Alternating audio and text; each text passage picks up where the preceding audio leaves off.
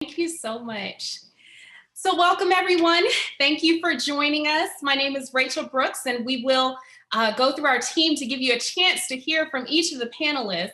But we're so delighted that you're joining us today for our session, Reconstructing the Table, Designing Culturally Affirming Online Learning Communities at an HBCU Through Quality Matters.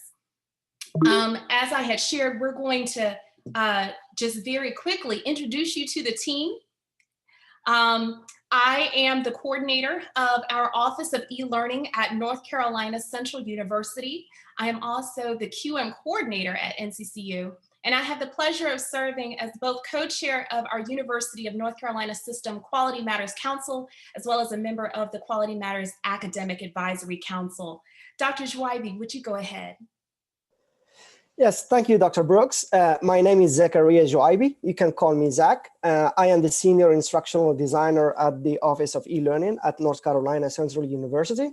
I also, serve the UNC System QM Council as the Professional Development Coordinator.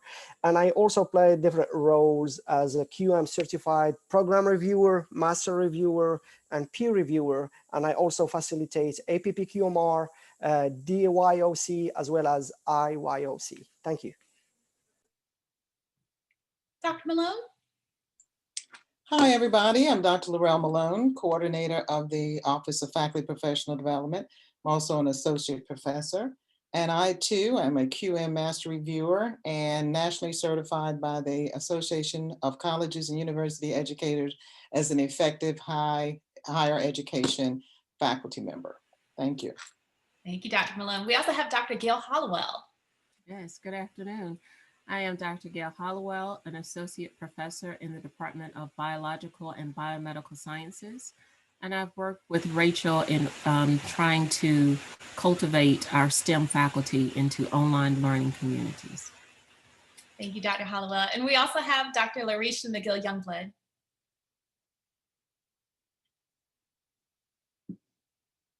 Oh, Dr. Youngblood? Here we go. Myself. Hello, everyone. Thank you, Dr. Brooks. Yes, I'm the director of our executive MPA track in the Public Administration Department. I also work with the Office of E-Learning and Office of Faculty Professional Development. I am also trained as a peer reviewer. I just completed my certification to facilitate APP QMR, so I'm very excited about that. And I'm excited about the information that we all have to share today. Thank you. Thank you so much. So as you can see, this is our amazing team that we have at NCCU. We're so excited to share with you what we are doing, not only as it relates to Quality Matters, but how we are intentionally incorporating practices that create inclusive, affirming online learning environments specifically for our students from diverse communities. So to give you a little more insight into what this actually means, we wanted to provide a framework that we often utilize as we are designing, developing, and then working with our faculty and delivering their online, hybrid, now remote courses. And that is Gay's 6 attributes for culturally responsive teaching. So Geneva Gay is an exceptional and prolific educator who's been recognized nationally and internationally for multicultural education, for creating environments that support diverse learners. And in her seminal work, Culturally Responsive Teaching, Theory, Research, and Practice, Dr. Gay highlights these 6 attributes that should be characteristics of inclusive learning environments. And so they should be multidimensional, comprehensive, validating, emancipatory, empowering, and transformative. Now, what we decided to do was in our space, as we are working with faculty in designing and delivering online courses, as a Quality Matters institution, we recognize that the QM rubric provides a foundation for us to be able to take these best practice, research-based standards for high quality online education and ensure that they include these attributes to provide supportive environments for our diverse learners who are engaging online. So today we're going to kind of walk you through these 6 attributes, and each of our colleagues are going to be sharing some concrete examples. And we invite you, as we address the questions that you have or the comments that you might like to share toward the end of our session, we encourage you to think about what are some of the practices that you're using in your own courses, as well as what are some of the questions that you have. We plan to conduct an ethnographic study in the near future related to these practices and how they are shaping the experiences of our diverse online learners. And so if you have any questions that you would like to share with us, any points of consideration that you would like to share as well, we encourage them, we welcome them, and we ask that you submit them to us in the chat or at the end when we're doing the Q&A to just verbally share them with us as well. We'll be taking notes. So let's jump straight into our first attribute, dealing with these learning environments needing to be multidimensional. So when we talk about them being multidimensional, we want to make sure that they encompass the curriculum content, the context of the learning experience, the classroom environment. We think about the way that our learners are interacting with us, with each other, as they're interacting with the content. And so during this consideration of it being multidimensional, Dr. Jouaibi and I are going to be sharing some additional examples that you can consider as you are thinking about how you can make your learning environment multidimensional, or as you reflect on the learning environment that you're creating for your students to see how that lines up.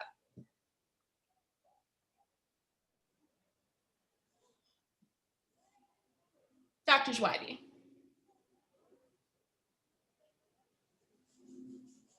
Oh, we can't hear you. I think the audio might be.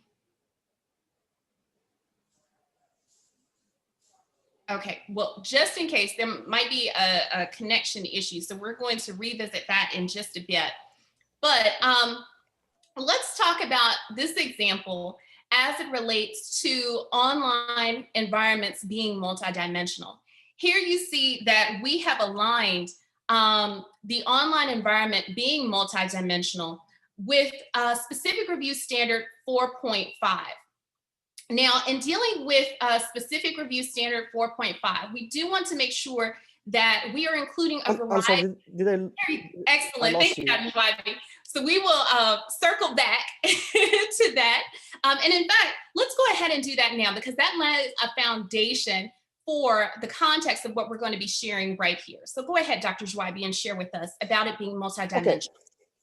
Thank you. Sorry about that. For some reason, I just lost the connection. So what the Geneva Gail mentioned or tried to say is that in order to provide equitable learning experiences to all our students, we might want to consider implementing culturally responsive teaching in a more holistic manner. It is not just about incorporating only a culturally relevant text here and there, but it is about making sure that our course design, as well as our course delivery, our discourse, and our learning environment are culturally inclusive. So here are some examples of course design to make it a little bit more culturally responsive. We can do that by simply use a simple design that ensures intuitive navigation and easy access to the content, right?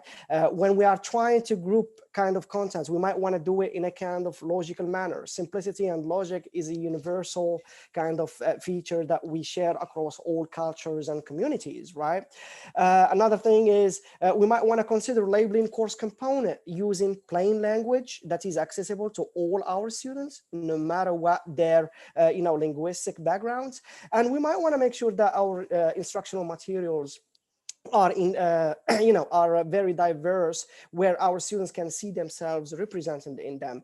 And one of the major component to course design is we might want to consider using authentic learning activities or assessment that actually acknowledge and celebrate our students' ethnocultural identities. And what I meant here, for example, we can incorporate collaborative and cooperative learning which is practiced and celebrated in collectivist cultures like mine, for example.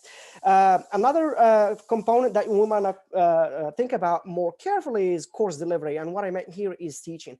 First of all, I honestly see course design and course delivery to be like two facets of the same coin. So I really don't separate it, but I just want to make that distinction because like good teaching starts with good design.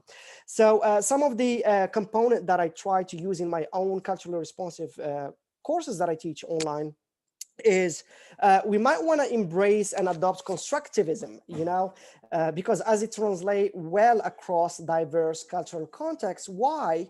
Because it emphasizes learner agency and knowledge application in real world context. What does that mean is students can actually do their projects or their activity within their own context, constructing knowledge based on their perceptions, based on their experiences and all that. Another component is the use of transparent teaching. I'm sure that you guys have heard of that. Marianne Winkelmans come up with that concept, which really, really helps our learners, to perform better in any kind of learning activity, assignment, or project. And I'm going to talk about that more in detail once I reach the principle that deals with the empowerment. Another thing that I would consider is including teaching strategies that emulate cultural traditions, such as the use of storytelling when trying to explain a concept or something like that. And another component is we might want to consider offering flexibility and choice in terms of our instructional materials, learning activities, assessment, etc., etc.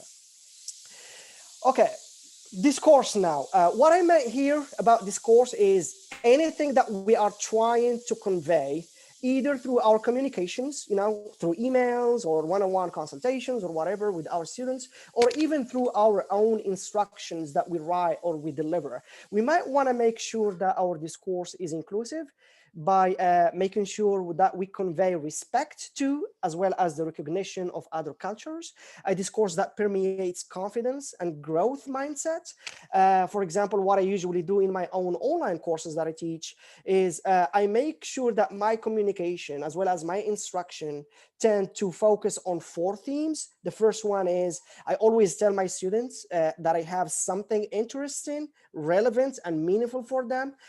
Second one is I always tell them that I will challenge you because I know that you are worthy that challenge and you are capable of conquering that challenge. And as well as I tell them that I'll be here to help you succeed so that they would feel that kind of support they need and be successful. And we might also make sure that we promote, critical thinking so that students can look at, all this kind of instructional materials that most of the time tend to be Eurocentric. And we want them to look at those components in a critical way so that they would be able to see, how that kind of content reflects their realities and their experiences. And finally, all of these kind of components would help us create an inclusive environment, right? And we might want to make sure that we are building meaningful rapports and relationships with our students, as well as among our students, so that they can feel they are respected, their cultural identities are acknowledged, and this will help us build empathy and trust, because without it, we cannot have that kind of inclusive environment.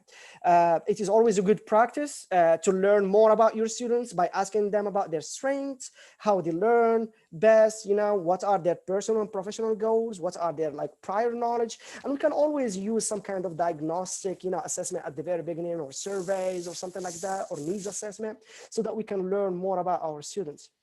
Another thing that I noticed when I deal with the faculty members or friends talking about this issue is we always think of our students just from a learning perspective.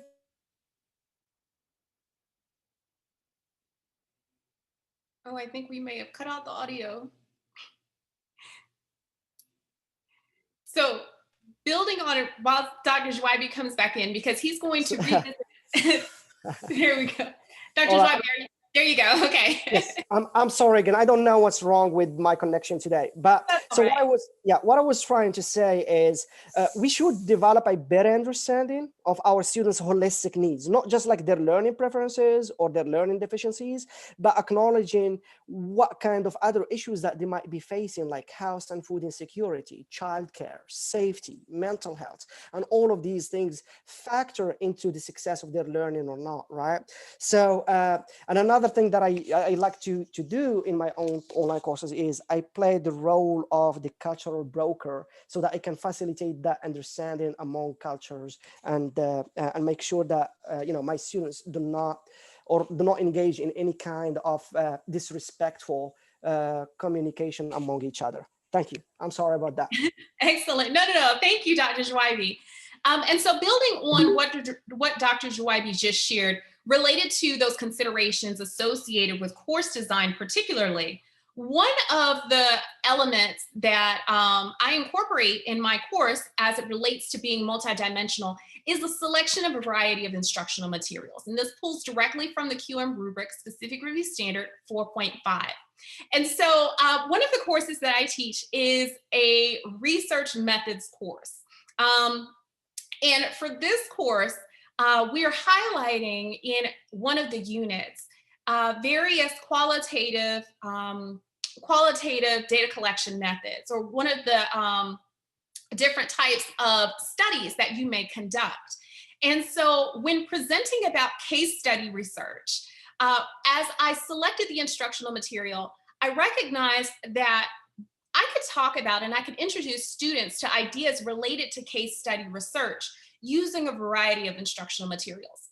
But I chose to be intentional about incorporating as an instructional material content that relates to a specific underrepresented community, to show our students that we can learn about other cultures, we can incorporate content related to a variety of cultures while still being able to meet the various learning objectives that we have for our course and our modules. And so in this particular example, you see that I am introducing students to case study research by allowing them, first of all, a voice and choice to choose which case studies they would like to explore. But these case studies intentionally center the experiences of Indigenous and Native peoples. And in introducing them to case study research, I'm still asking them to identify what are research questions, what are the research questions that were chosen, what were the selection decisions that were highlighted in these particular studies, what were the units of analyses that the researchers focused on, their data collection methods, as well as their methods of analyses. So as we know, this could be employed by using any other type of instructional material. But it brings us back to the decisions that we make as we are including instructional materials in our courses. How are we including voices of those that may often be silenced and putting them at the forefront of what we are instructing our students? So let's take a deeper dive into another point that Dr. Jouaibi had highlighted related to looking at our students holistically. And this is dealing with the attribute of being comprehensive. Dr. Gail Hollowell is going to share with us some examples of what it means to be comprehensive and allowing our students to maintain their identities and their connections with their respective communities. Thank you, Racheal. So as Zach mentioned earlier, what we try to do is to take a holistic approach to our learners. And this is an example of what we developed in the STEM departments, looking at some of those non-academic life experiences that factor into overall student success. If we see on the left-hand side of the panel, there are several known student success factors in STEM. They include financial aid, the performance on that first graded assignments, interactions and reflections of the professor.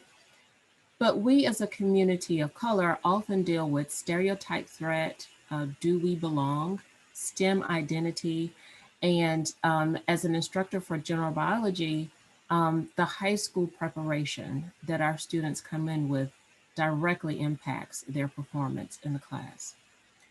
Once they arrive on campus, we have an attendance policy and we have an early warning system to identify those students at risk. All of this factors into the bigger piece for STEM retention and graduation. But this is not withholding of those, again, non-academic experiences, which include social support from families, jobs that several of our students have, children for those working parents, and any type of parental health and or disability that often interferes with their overall mental health and academic performance. So as we take these things into consideration, Racheal, if you could advance to my next. As we take these things into consideration, we often rely on positive reinforcement. Dr. Kizzmekia Corbett, who has been in the news quite a bit lately, is a research scientist who has been intimately involved in the development of the coronavirus vaccine at the National Institutes of Health. Kizzmekia is from Hillsborough, North Carolina. She earned her undergraduate degrees in biology and sociology from an HBCU in Maryland. She went on to graduate school at UNC Chapel Hill and is an immunologist by training. She has worked on the coronavirus since 2014 and has played a critical role in the vaccine development for COVID-19. She is a role model for women in science, as well as for traditionally underrepresented minorities who want to pursue science. Several of the students that come to NCCU are aware of medical doctor as a career choice, but what we strive to do in our science departments at HBCUs is to make students aware of other career options, including what it means to be a research scientist. We also reiterate to our students that HBCUs deliver quality education and it makes them competitive for the workforce as well as for graduate programs. In closing, I would also add that Dr. Corbett is a strong advocate of STEM education and vaccine awareness, which can only help to broaden the knowledge base of our community when it comes to the COVID-19 vaccine. Thank you, Dr. Hollowell. So moving on to our next attribute, we want to ensure that our online learning environments are validating for our students.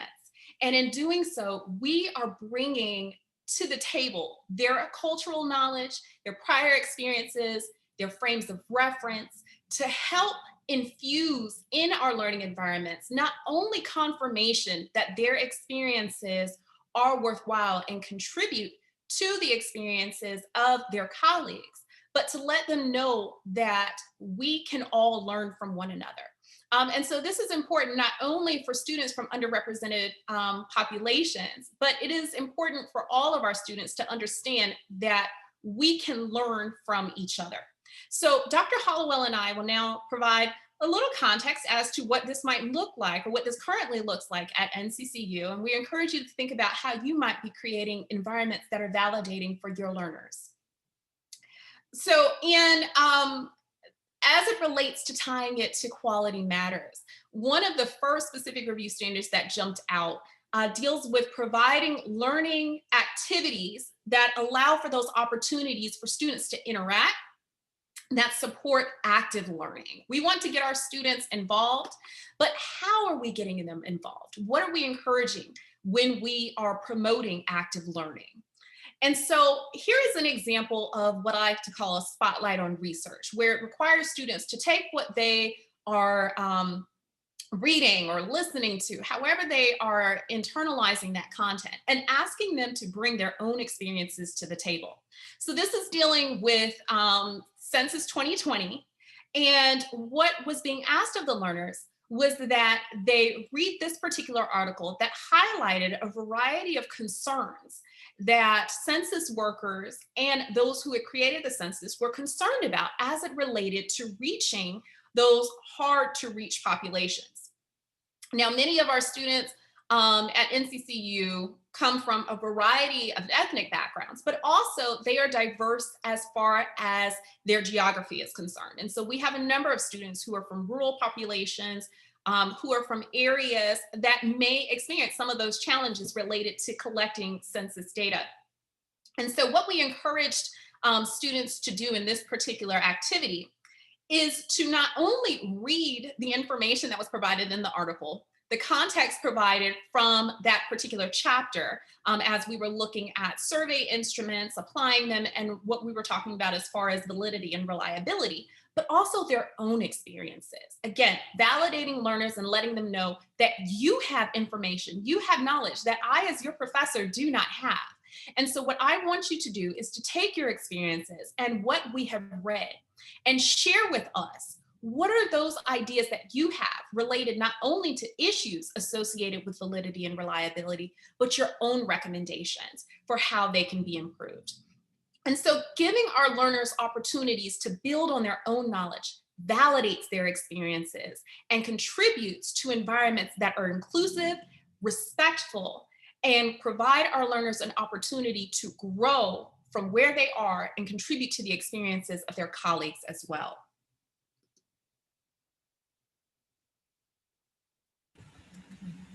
So one of the examples that we teach in our general biology class, as well as in genetics, is chromosomal sex determination, right?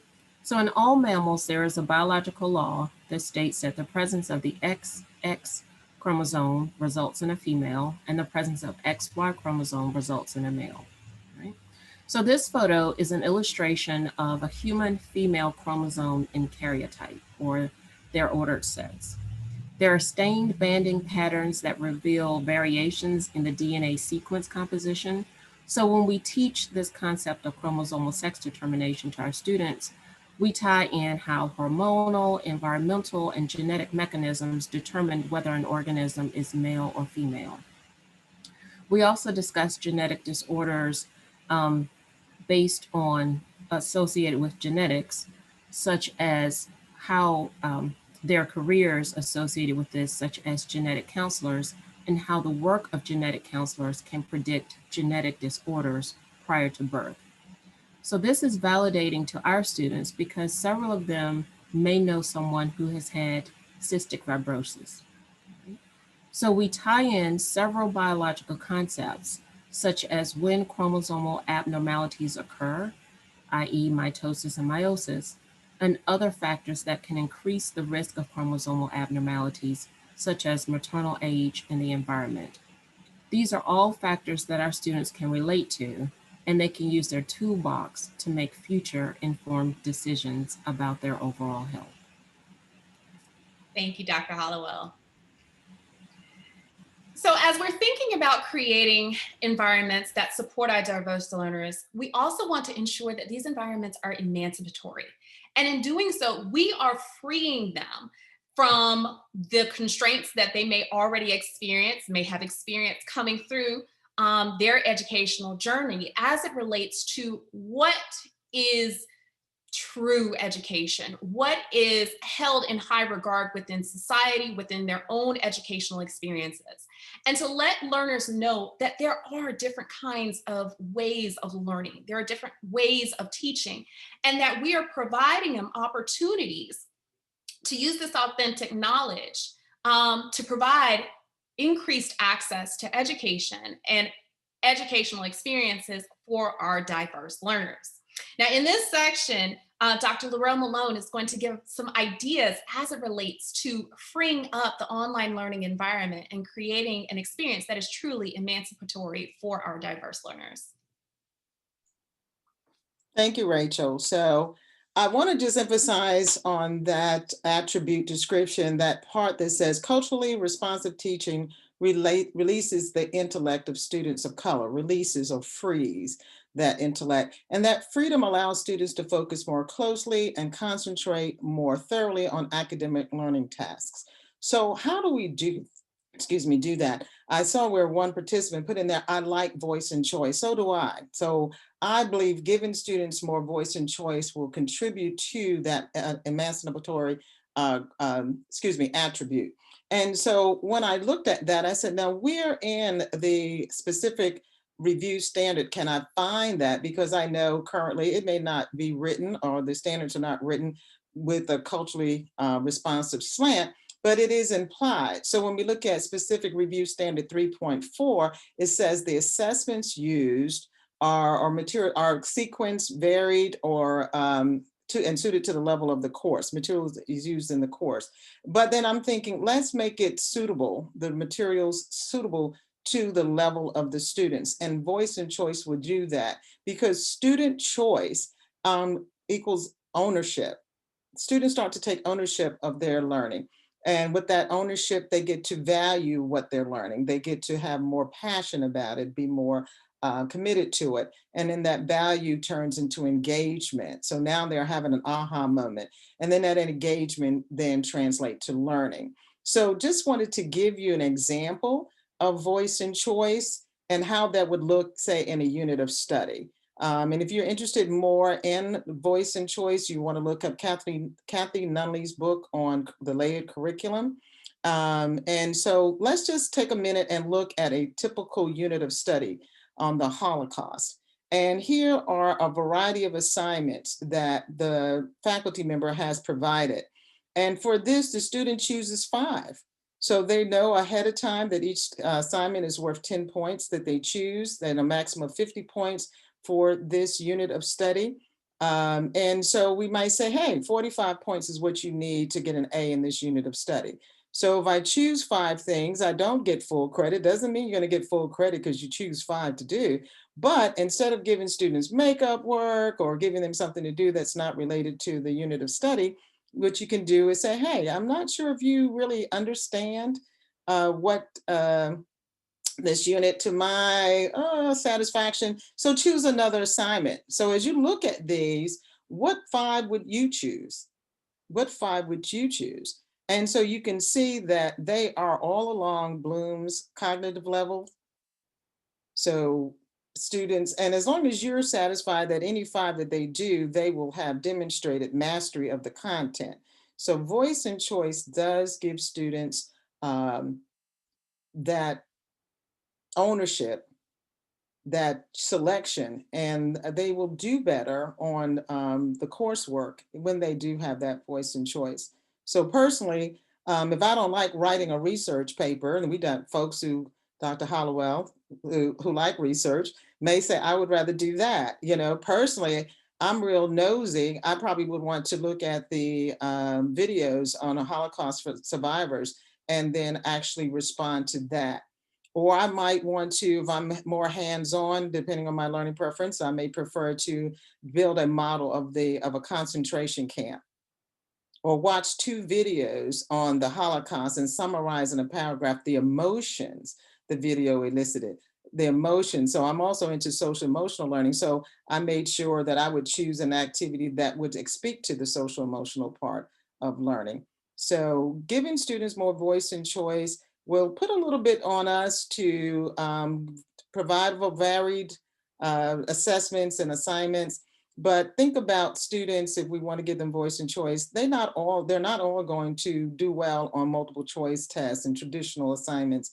So again, I would like to propose that we look at the specific review standard for 4.5, look at trying to make things more relevant. Let's try to make our assessments and our assignments not only suited to the level of the course, but also to the level of the student as well.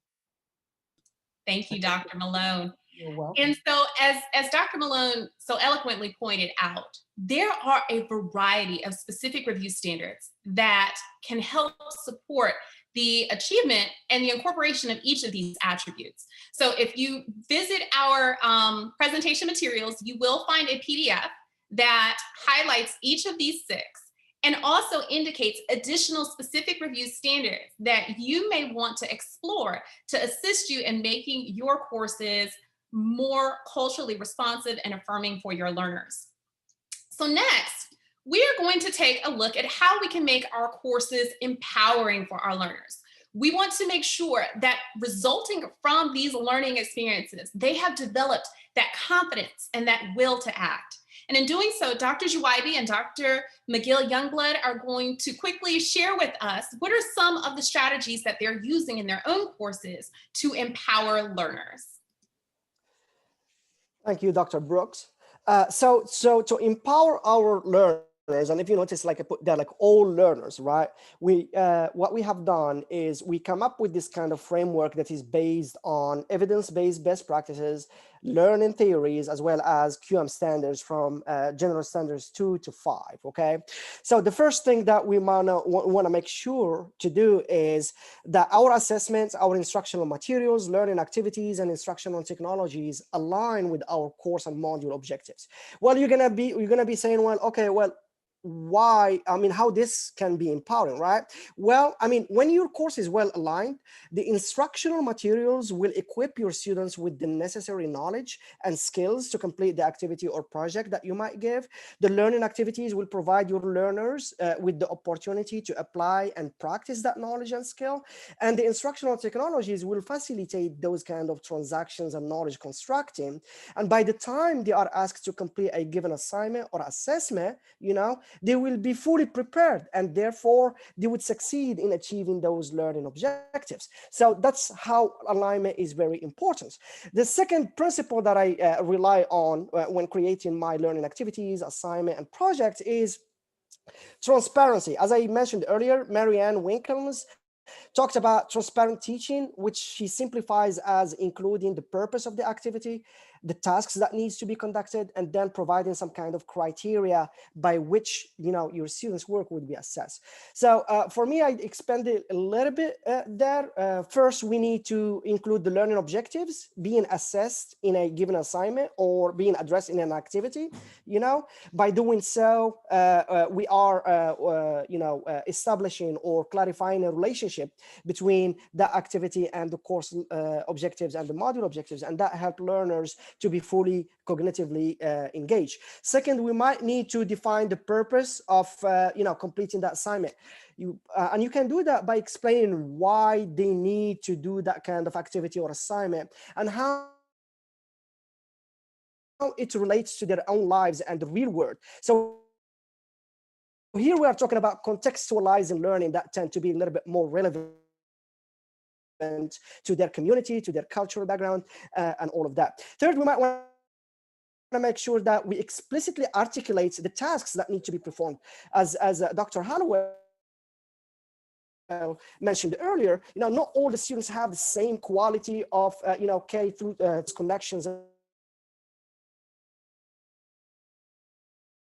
and be able to know what kind of task. It might be very helpful for our students to explicitly state and describe all the steps that need to be completed. Fourth, we might want to plainly describe the success criteria by providing our students, with the rubrics and the checklist, and use it not just as an evaluative strategy, but more as a part of the instruction.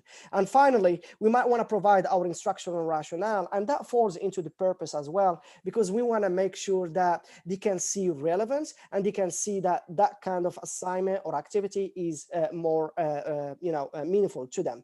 And the scaffolding principle, we all know, the power of scaffolding any kind of assignment, activity, or something like that. And here, what I meant by scaffolding is anything or any strategy that you use to support your learners, right? For example, we might want to look at course design by sequencing our instructional materials, making sure that our learning activities and assessment are also well sequenced in a manner that build on each other over time. And by doing that, students tend to have the opportunity to acquire the knowledge and the skills before they move in or they move on to the more complex skill or task. And by sequencing our activities, each activity and every assignment provides a scaffold for the next and so on. And that they feel empowered because they feel that they are well prepared to take on whatever, assignment is. So we also might want to consider providing meaningful feedback that is timely to help our students and provide some kind of debriefing, whether during the assignment or the activity and after. And finally, we want to provide some kind of samples and resources and tutorials to help them achieve, what we want them to achieve. Last is the authentic aspect of our activity or assignment or projects. And what I meant here is, so authenticity enables us to contextualize a given learning activity or project, right? And contextualizing or contextualization leads to relevance, and relevance boosts motivation, And motivation triggers deeper engagement, and deeper engagement leads to successful learning, right? So that's how powerful authenticity is when we are trying to create any kind of learning activities. A good way to design authentic activities, the first thing that I think of every time I try to create some kind of project is to make it problem-based, where students have to solve an issue and come up with a solution or product that has an inherent value within their own context, within their own community. That's why service learning seems to be the best vehicle, you know, to make our teaching more culturally relevant to our students.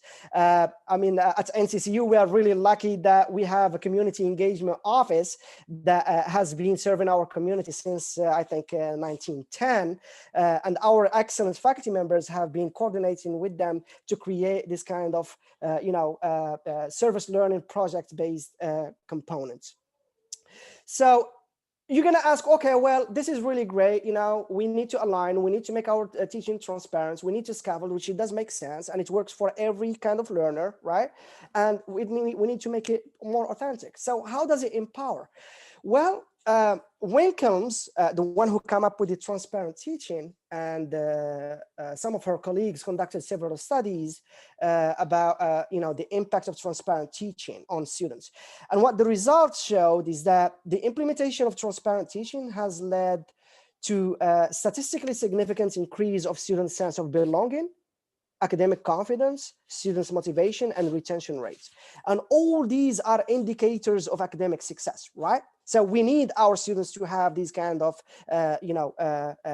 feelings and qualities. Another thing is, according to Dweck, who wrote her well-known book, Growth Mindset, or Mindset. One of the indicator of success is whether our learners have growth mindsets or fixed mindsets, right? So when you provide transparent instruction, when you offer your students several practice opportunities in which they get feedback from you, from their peers, they collaborate, they will be able to review and modify their works, and eventually they're going to earn a better grade in that assignment or project or activity, right? So in other words, they have learned that with practice and effort, they can succeed instead of having a fixed mindset, believing that they are incapable of completing that assignments or projects, let alone taking that course, right? So this is one way of empowering our learners. And I said here, like all of our learners. There is also the concept of grit and perseverance and resilience. Duckworth in her book, Grit, said that, students who have growth mindset tend to have grit and perseverance than others. So when students are working on an authentic activity that I explained a little bit earlier, or assessment, when they see that the instructor values and rewards not only the final product, but also the process, then we are they are actively interacting with the content and with their instruction. So what we are doing here, and they are also able to get the feedback and revisit their works and get the scaffolding needed, and they are also permitted to resubmit their revised works, they are actually practicing and developing resilience and perseverance as they go through the whole process. As Duckworth asserts, in her book, perseverance and resilience are not innate qualities, but they are learned qualities. So they can actually learn through these activities and stuff like that. And finally, when you build in some kind of practice and feedback opportunities and some debriefing in your learning activities, in your assessment, so what you're doing is actually you're helping students to develop better metacognitive skills that would allow them to monitor their progress, to identify their learning deficiencies, and to come up with more effective strategies to approach the assigned tasks. In a nutshell, you are helping them to become better self-regulated learners. And all of these are the most important qualities that would actually empower our learners and make them successful, not only in their academic journey, but also in their personal and professional life.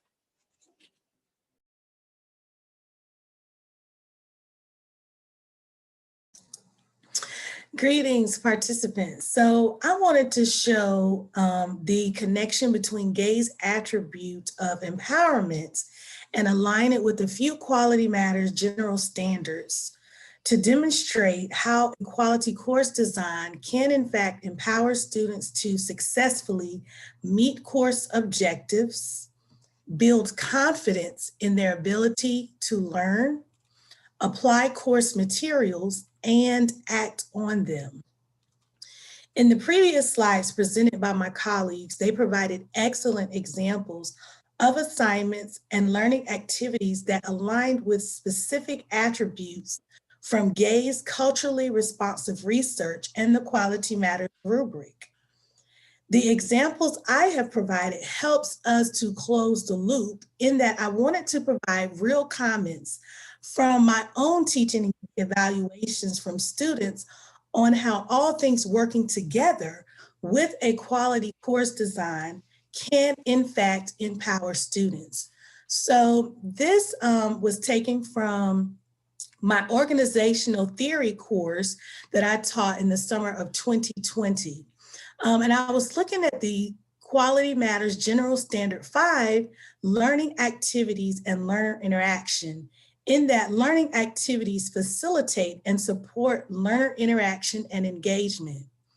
As you can see from the comments here, I had one comment from a student who wrote, "I have enjoyed the class and all the different approaches Dr. Youngblood has implemented to encourage student success." And they gave some examples of some of the learning activities in the course, such as my voiceover lectures. I have them watch a movie and do a movie assignment. She used a combination of approaches while encouraging critical thinking. Also, all assignments had clear instructions. Another comment from a student indicated that Dr. Youngblood did a great job keeping the cohort connected and the lessons interesting during the online conversion due to COVID-19 restrictions. So as you can see from the comments presented in the evaluation, the importance of creating learning activities that facilitate and support learning interaction and engagement.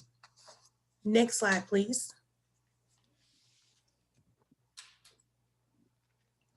So in the next example, I looked at Quality Matters General Standard 2 in that it deals with the learning objectives and competencies. And learning objectives or competencies describe what learners will be able to do upon completion of the course. So this was a comment taken from my professional skills lab class in the spring of 2020.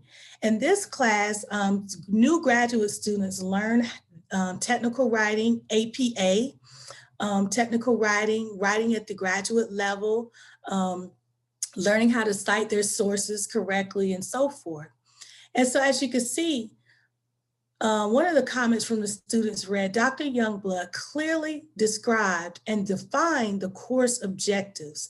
The course syllabus was nicely presented. The timeline to complete homework assignments was thoughtfully readjusted at the onset of COVID-19.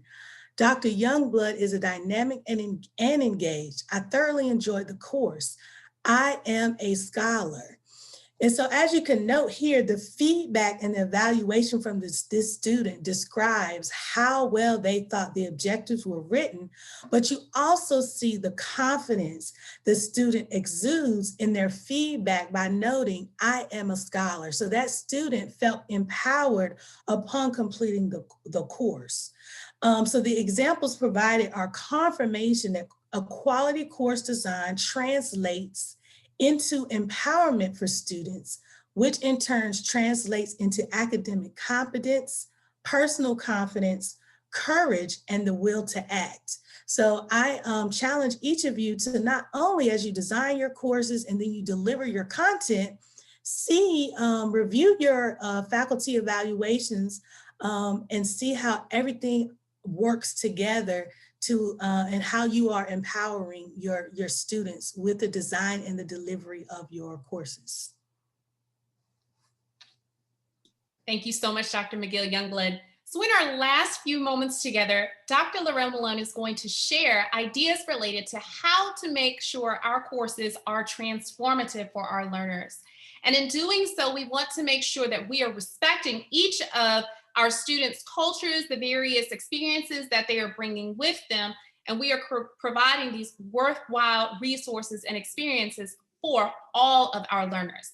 I will share, I know we are very short on time, and so we are going to be posting a link in the chat to a Padlet where you can submit questions and receive responses from the NCCU team. We do apologize for the time, but we are excited to hear from you, and we do encourage you to share your questions, suggestions, and comments via this link that I'm going to put in the chat for you in just a bit. Dr. Malone.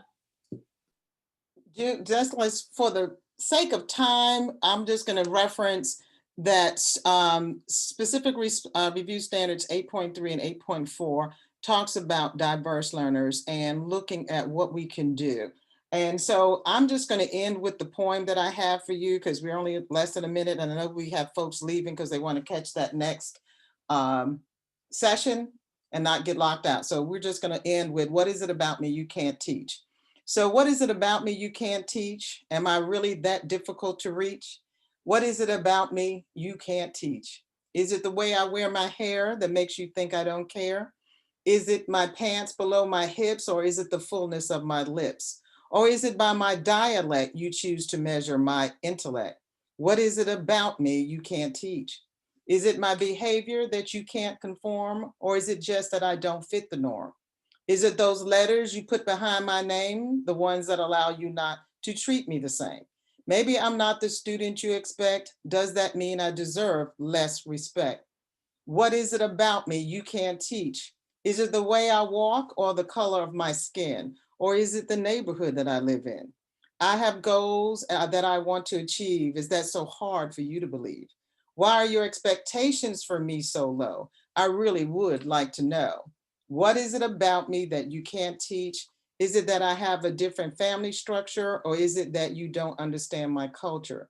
Do you know enough about me to teach me? Do you know enough about me to reach me? Stop prejudging and let me be. There is so much more to the me that you see. Just give me a chance and try to understand. I don't need a handout. I just need a hand. Thank you for attending our session today. Thank you so much. That was beautiful. I'm going to stop the recording right now. Okay. Thank you all for Beautiful joining us. reading. We have our emails on